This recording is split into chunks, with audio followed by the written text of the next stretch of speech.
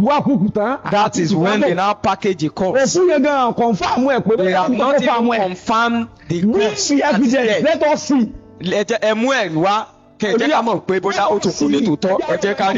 Let us see the family of the corpse. We have an evidence. Let us see the signs and wonders the Lord did in this ministry. People, let us see. Let us see. Ẹ̀yin olólùfẹ́ ẹ wá kẹ̀kẹ́ fìdílé nípa ọ̀rọ̀ àwọn pásítọ̀ lóríṣiríṣi tán ṣe miracle tán ṣe fìwẹ̀ lóríṣiríṣi ẹ wò pásítọ̀ Ezekiel sọ̀rọ̀ jáde ó tú àṣírí Ayọ̀ Babalọla ẹ mọ̀ pásítọ̀ tó máa ń pè ní Ayọ̀ Babalọla bá dàbí ó tú àṣírí rẹ̀ ó ní oògùn ló ṣe pọ́lọ̀ nǹkan ló pè ẹ wo ẹ̀yin wá kẹ̀kẹ́ fìdílé kẹgbọ́n tí pásítọ̀ yìí sọ ó tú àṣírí àwọn ọ̀pọ̀lọpọ̀ pásítọ̀ míì náà pẹ̀lú ẹ wo ẹ̀yin wá kẹ̀kẹ́ fìdílé kẹwo fídíò tí mo fẹ́ play fún yín yìí. Forest. He prayed for 7 days. The 7th day and something just enter his body suddenly. That is how Babalọla now receive his authority. And many of you that is now exalting Babalọla that whenever he climbed the mountain, even Babalọla did not pass southwest. Why do you now say you have seen a mountain in the United Kingdom and Babalọla is there before? Babalọla get there before. Another place Babalọla is there before. The journey of Babalọla is within this Nigeria. Doesn't pass this Nigeria. Doesn't pass Yoruba land. Ìgbà tí ó wá gba kínní yẹn tó rìnbó tó jáde tó ń dúró di àwọn ọ̀gá tá a lè pè lọ́gàá waiting for his masters then. Agbára kan ti bọ́ ó ti bá sára rẹ̀. Power has fall upon him then. Ibẹ̀ náà ń gbé òkú àkúkù tán. That is when they now package a corpse. Òkú yẹn gan confirm ẹ̀ pé they have not even confirmed the corpse. Let us see. Let us see the family of the corpse. We have an evidence. Let us see the signs and wonders the Lord did in this ministry. People, let us see. When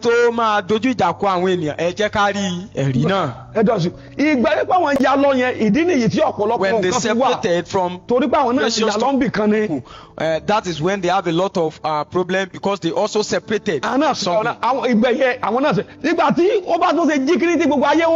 Immediately the Lord used him to raise half dead people.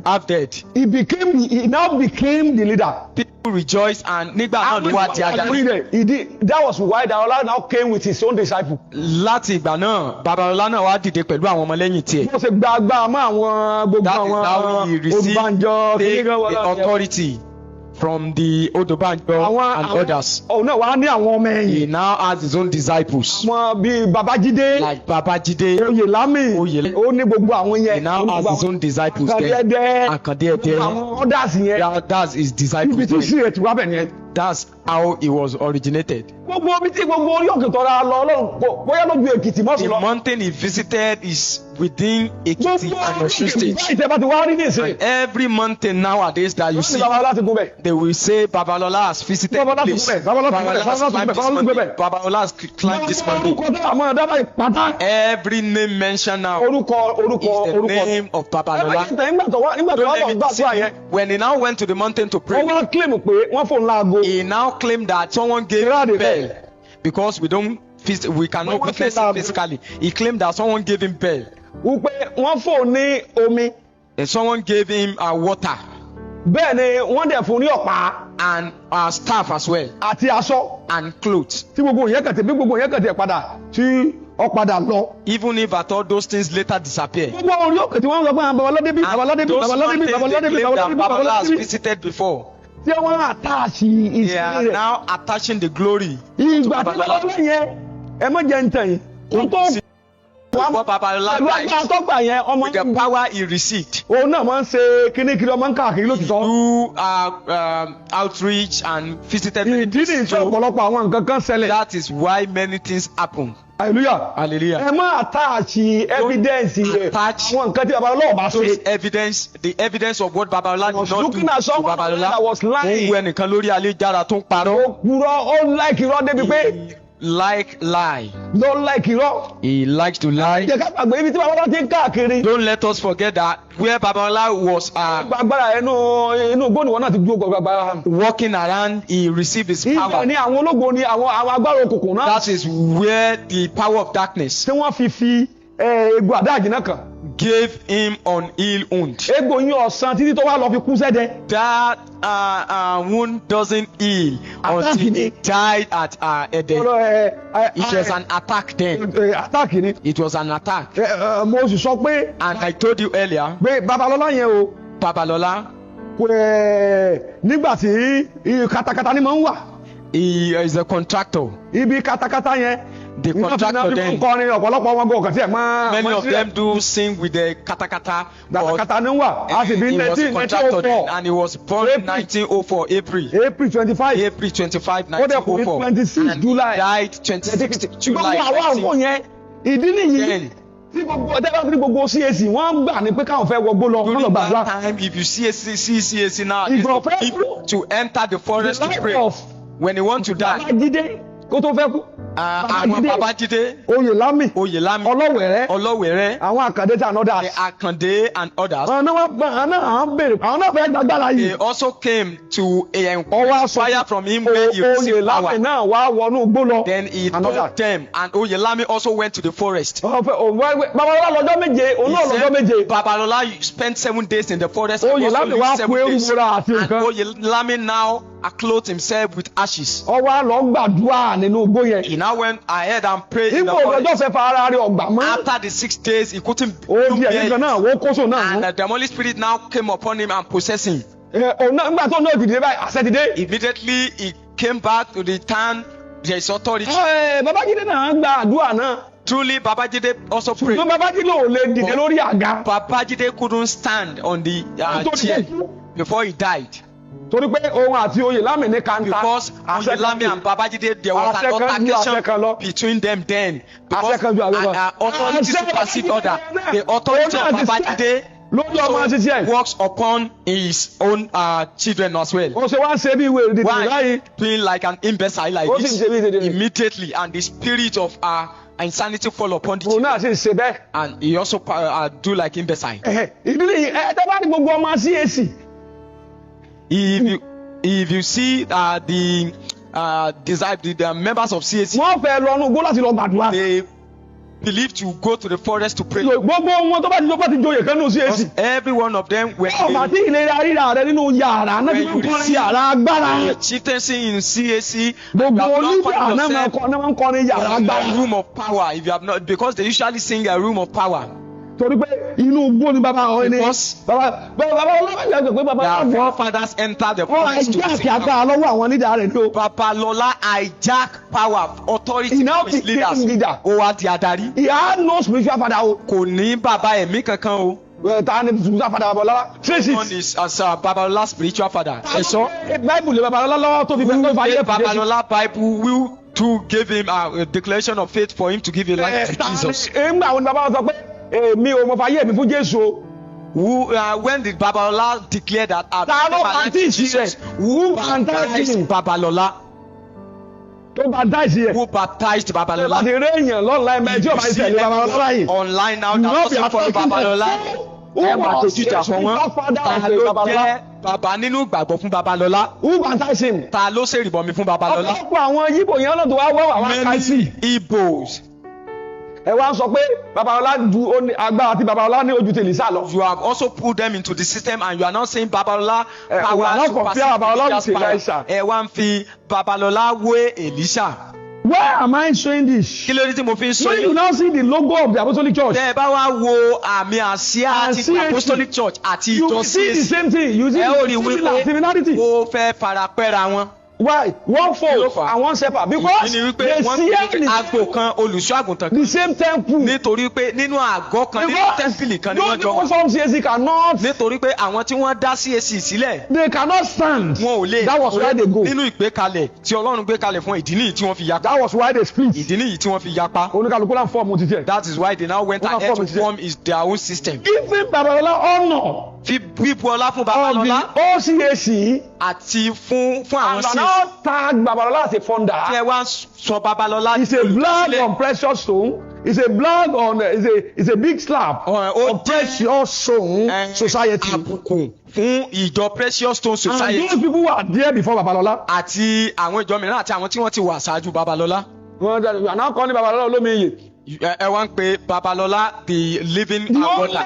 The only ohun tí mo ń ṣe àmàlẹ́ is the blood of Jesus. He said the only thing that works signs and wonders is the blood of Jesus. Water will become the blood of Jesus. Omi ó di ẹ̀jẹ̀ Jésù. The Bible say the blood cannot lose its power. Ìwé mímọ́ wípé ẹ̀jẹ̀ náà kò lè so agbára rẹ̀. You saw one of them that said, mo tiẹ̀ rí kan nínú wọn. Baba normally push Babalọla. Ó ní agbára máa ń ti Babalọla ni. They will never preach Jesus. Wọn ò ní wàásù Jésù. They will never pray on Jesus' name. Wọn ò ní gbàdúrà lórúkọ Jésù. They will never pray on Jesus' name. Ẹ ò lè rí wọn kán gbàdúrà The way he lórúkọ Jésù. attack, when you now look at those people, Bẹ́ẹ̀ bá wá wo àwọn èèyàn that that receive power from the darkness, that's how they also experience the attack. ọ̀pọ̀lọpọ̀ wọn ní ọ̀pọ̀lọpọ̀ attack. Many of them had a lot of attack because they received their power from the forest. One thing about praying, Kankan tó wà ní you have to àti first inú igbó. send away the demon that is there. O gbọ́dọ̀ kọ́kọ́ lé odi ẹ̀mí tó wà ń bẹ̀ jáde If you náà. cannot send the demons out, Bí o bá lè lé odi ẹ̀mí náà you jáde, will be possessed by the demon. òwò odi ẹ̀mí náà ni ó That was why you see those people. If the government tí ẹ fi rí ọ̀pọ̀lọpọ̀ àwọn ènìyàn yìí tí ìjọba bá rán ọlọ́pàá jáde into the bush now, lọ sínú igbó báyìí. they will see many people who Ẹ ó rí are arrested. ọ̀pọ̀lọpọ̀ àwọn ènìyàn tí wọ́n fi kélé òfin gbé. Who were arrested in the bush, doing nonsense in the nínú bush, igbó tí wọ́n ń ṣe bálabàla nínú igbó. doing nonsense. There were many Wọ́n ń happening ṣe in the bush. rádaràda Pray in nínú the igbó bush. tí wọ́n ń Look at gbàdúrà. that. They will have to pray, and the demon will have to appear to you. Nítorí pé If you wọ́n have gbọ́dọ̀ not gbàdúrà, prayed to an extent that the demon will appear to you, bó o bá ti gbàdúrà you can ilé tí ó never tẹ̀ tó become fara hàn. O lè tí ìgbàgbọ́tàn odi ẹ̀mí gbọ́dọ̀ fara hàn. hallelujah. The demon have to appear to you. Odi ẹ̀mí gbọ́dọ̀ fara hàn. Never claim the founder of CAC when he was alive. Babalọla ò pera rẹ̀ ní olùdásílẹ̀ sí. But he came to hijack power from Ó them. bá láti wá gba ìjọba kúrò lọ́wọ́ àwọn tí wọ́n wà bẹ́ẹ̀. Haven't gone to the bush. Nígbà tó ti wọgbó lọ. And he had what they did not have. Tó ti wá ní ohun tí wọn ò ní. Those people, what they did not have. Ó ní àwọn tí wọ́n jọ wà tẹ́lẹ̀ When the tí power wọ́n comes, Babalọla ní. they now subdue. Nígbà tó wá dé, wọ́n wá They bow for him. wọ́n tẹríba fún. They bow for him. Wọ́n tẹríba Those fún. those who form caucus Àwọn tí wọ́n wá jọ to gẹ́gẹ́ cast bí out ní ìgbà náà from precious stone, láti ya kúrò nínú ìjọ Precious Stone. they don't have power. Wọn ò ní agbára They don't nínú. have anything. Wọn ò ní òun kankan. They were just with coals. Wọ́n kàn That wọ was why kóòtù lásán ni. no one heard about them now. Ìdí nìyí tí a fi gbọ́ nípa No orúkọ one heard náà. about them now. Kò sẹ́ni tó gbọ́ When nípa you wọn. see people now claim Bẹ́ẹ̀ bá wá rí àwọn leadership, ènìyàn tí wọ́n wá and then sọ wípé àwọn ní olùdásílẹ̀ àwọn ní olùdásílẹ̀ àti ìbẹ̀rẹ̀ wọn ni. It is from the beginning. Àti ìbẹ̀rẹ̀ pẹ̀pẹ̀ wọn ni. When I see many of you coming to the page Nígbà and tí mo wá rí saying, ọ̀pọ̀lọpọ̀ yín tí ẹ̀ ń wá sí orí péjì tí ẹ̀ wá ń sọ rádaràda. telling you that you should, anyone that is praying in the graveyard Ẹnikẹ́ni tó bá gbàdúrà ní ojú orí. of anyone, you are Ní ojú orí ẹnikẹ́ni. necromancer. Àbókù sọ̀rọ̀ ní Hallelujah.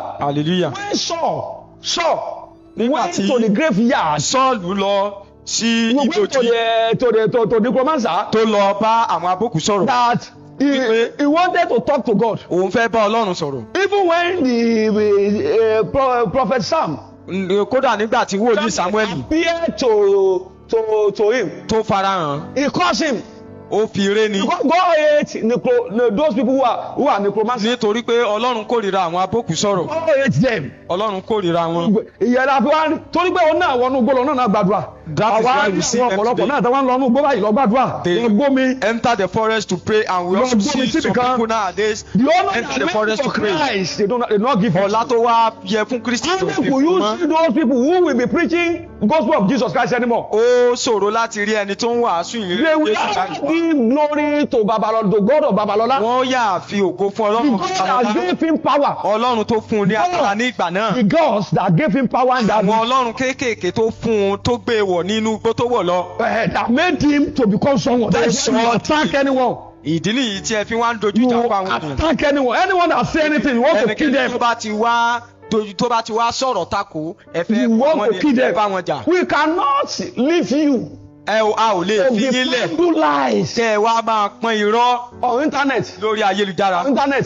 Anyone láti wá sáyé sọ nǹkan tó bá If ẹ ti package anybody yẹ. now says something that is aligned May with your your God know package, who got power from your ọ̀pọ̀lọpọ̀ this land. ẹ̀jẹ̀ gbàgbára ní ilẹ̀ Yorùbá yìí. Tẹ́fàdé tó gbàgbára ara If you rẹ̀. see someone that received Don't power forget what I said. from him, Ibi tó ti kọ́kọ́ bẹ̀rẹ̀ ká máa pe Ọlọ́run. where they Ọlọ́run started bàbá náà kọ́kọ́ ń pè. of calling someone's God, they started from calling God of Babalọla.